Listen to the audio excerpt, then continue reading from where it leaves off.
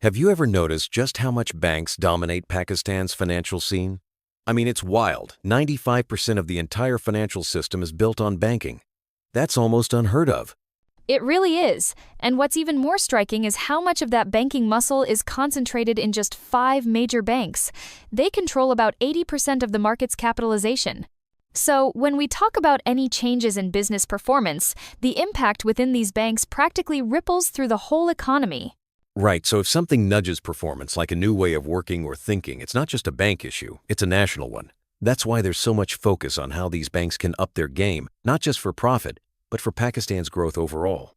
And that makes it a perfect setting to explore what actually drives better business results in banking, especially when you consider how competitive and dynamic the sector's become lately.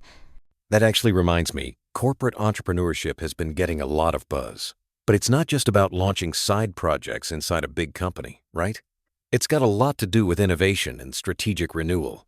Exactly, but what stands out is how it helps organizations reinvent themselves from the inside.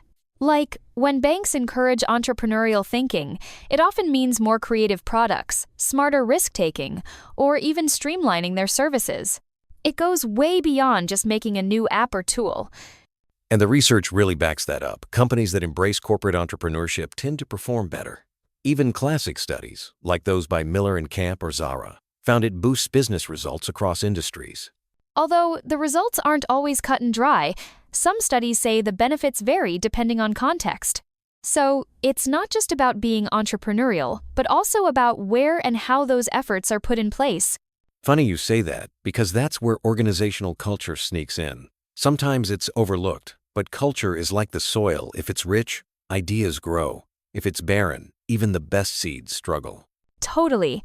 Culture shapes how people think, what they value, and how they behave at work. In banking especially, a culture that supports risk-taking or openness can be a game changer for performance.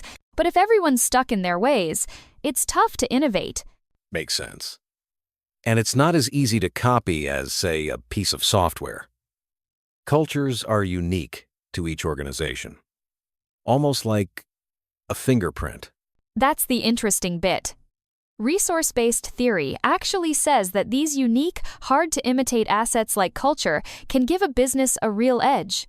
So, when you look at banks in Pakistan, their culture might be just as important as any financial strategy when it comes to outperforming rivals.